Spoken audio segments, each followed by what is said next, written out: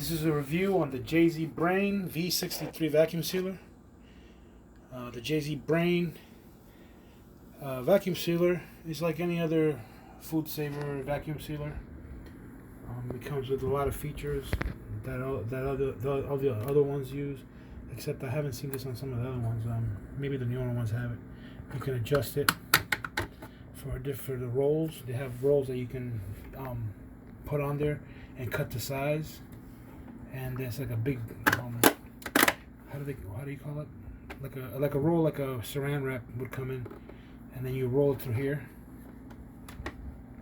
You roll it. You flip this over. You feed the roll through this slot, and then whenever you're ready to seal, cut the vacuum bag, you just go like this, and it cuts the bag with a little razor that's in there. And what you do is you would feed that through here after you cut it. Since it's a roll, you have to seal one end first, and you would use the roll that you just cut, and you would put this here, close it down, seal it. Once the end is sealed, by using the seal only, you take the other end that's cut already, because it's a roll, and then you put all your stuff inside the bag after it's sealed, and then you seal the other end after you vacuum it. So the rolls come basically open-ended on both sides. These are pre-made. These are pre-made bags. So basically, what you get is like a bag that's ready made, and you just like drop everything in there. I roll this like this because you don't want to have water and stuff like that. Not so you don't gunk up the inside of your machine. You don't want to gunk it up. I just roll it, and then you just unroll it when you're ready to vacuum seal whatever you're going to seal. So there's two types. There's one that you have to seal on both ends, and that's this one that's pre-made that's already sealed on one end. Yeah, the roll is like one big sheet that's like this material, and then you just seal both ends. You know, that's more affordable. Yeah, so then what you do is, since I bought this type, I have no thread on here. And roll it. And by the way, I have asparagus in here, and what I do is, this is something that I used to tell a lot of my customers when I used to run a produce department. I used to tell them to make sure that when they're sealing it in their bags, or even if it's a regular Ziploc, you put a little bit of water in there. You fill it up, you shake it around all the vegetable or whatever you're trying to seal up, and then you seal it. And that way, what happens is that the first thing that's going to freeze when you have the vegetable in the bag is going to be the water before the vegetable freezes, and you won't get any type of flavor changes or anything like that. It kind of seals it in internally. It'll form like a coating around the vegetable. So yeah, that's basically what you do. Take this, you put it on the end. You don't want to have like I said, you don't want to have any. I roll it over so you don't have any liquid on there. You don't want to get stuff in there, so you put it on the end. You close this, right? You push. It's on the green, means that it's for anything that can have moisture in it, like vegetables. If it's something dry like a grain, bread, anything that's dry that you know that like oatmeal or something that you want to seal up for a long time, you would click this button and it would go to red. That means it's for dry applications. Anything that's like a fruit or it's alive that has high water content, you want to go to wet. And then you hold it on both ends.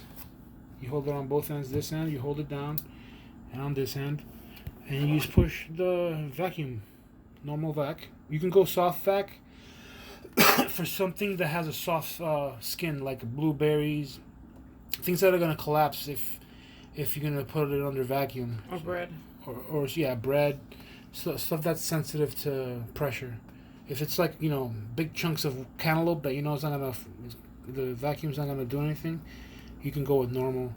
But it's something like an avocado or something that is sensitive to getting smushed, you don't want to do that. So like I said, you line this up right here where the vacuum thing's at. You see these two little lips, you just basically run it up close to it. You close the seal, you hold it on both ends, and you push normal vac. If you look down,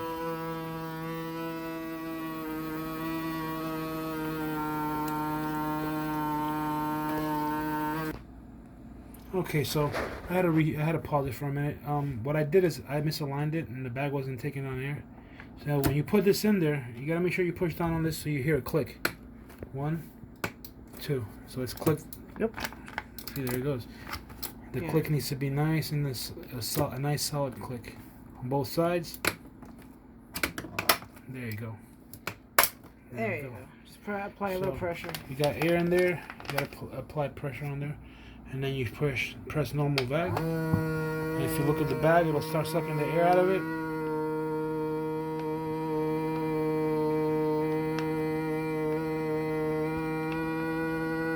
See how it's taking everything in?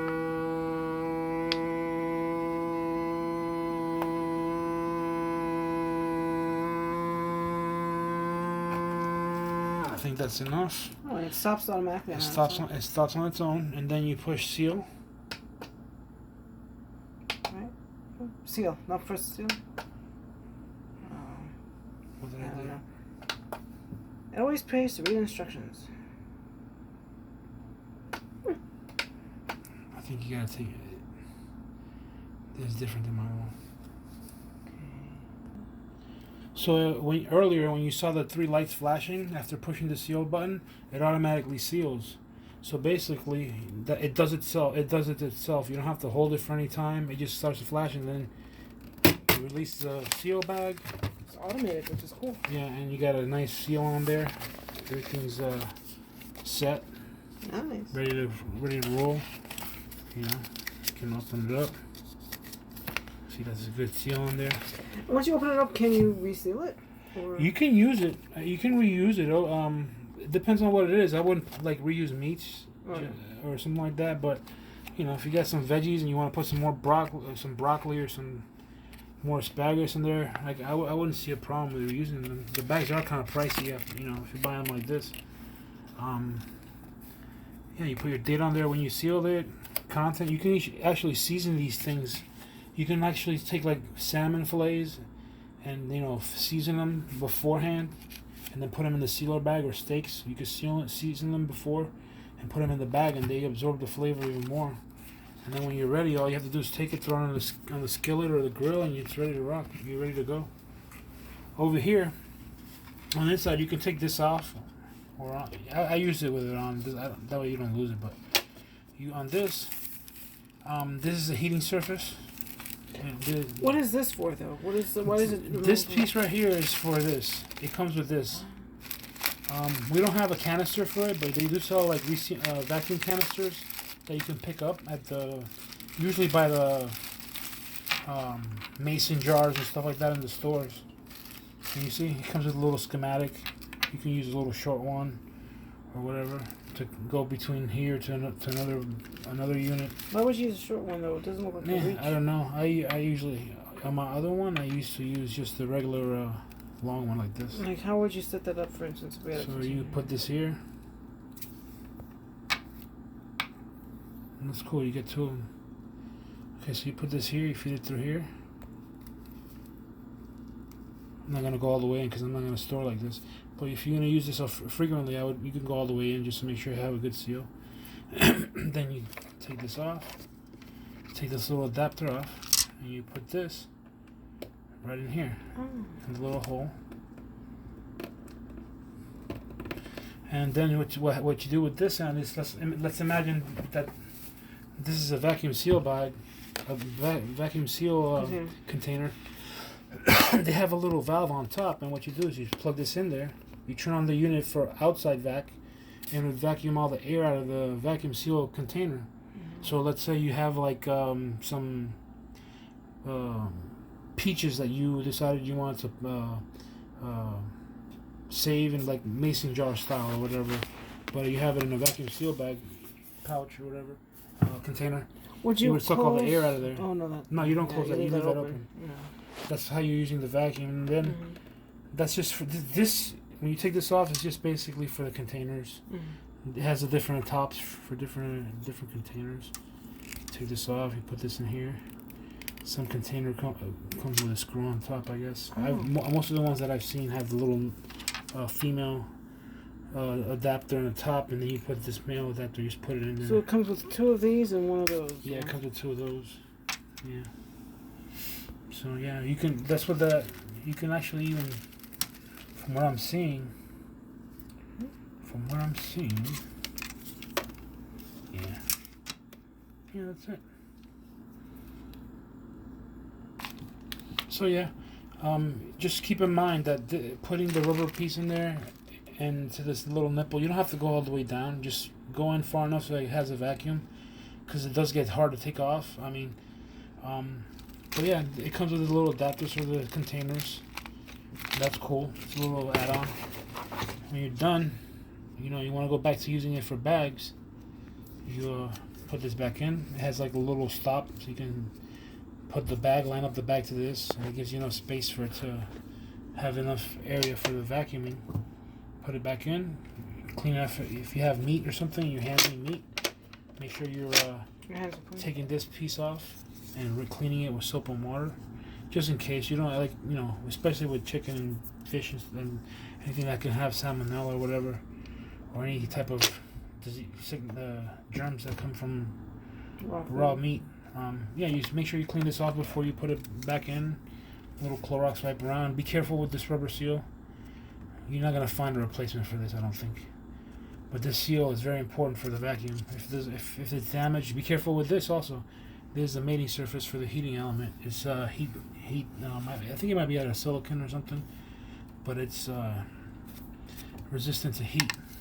Yeah, so you don't want to have a Clorox wipe touch any of the rubber gaskets, because the alcohol and the chemicals can deteriorate the rubber, if it's rubber. Or just treat it gently. Make sure you clean this separate away from the unit, and then use a little wipe or whatever. If you see anything on there, give it a little wipe once in a while. Maybe with a damp cloth. So yeah, that's it. And then you just push this in, lock it, and it's ready to store. It takes a lot of pressure to push it down though, but you don't want to store it locked in place. Yeah. No. If you lock it in place, you'll actually misshape the foam. It's under constant pressure. And then, yes, because it'll be under constant pressure. So what I would recommend is you save the little insert that comes with the unit and just put it back in. That way it keeps it from mating. You don't want it to touch. So it was like that? Yeah, it came in like this. So you save it in between uses. Most of the time, people that use these, they buy a large quantity at Costco or whatever of meat and stuff, and you pack your stuff for a month or two. You know, you're not gonna use it for another month, so you put this back in, you store it, and it's not gonna touch. And don't have anything that can put pressure on it, so it doesn't. Yeah, just usually leave it on your countertop or whatever. But yeah, just if the cardboard gets damaged, get a piece of plastic or something, fold it over to the same dimensions, and put it there, and just boom, you're done. But you don't want to store it locked in place with these. You don't want to store it that way. These rubber seals, like I said, I don't think they'll be replaceable. But yeah, it's a good unit. I like how quickly it sealed it without any It actually took me by surprise how quickly it did it. So yeah, there's the wheel, the cutting wheel. It's when you have a roll. Yeah, this is the cutting edge right here for the bags. You got one blade on each side, so you'll cut this way or this way, wherever you're at. This is adjustable for the big rolls or the little rolls. You can put it to one side if it bothers you on one side. Fold them in, put them away. It's a good unit. Check it out.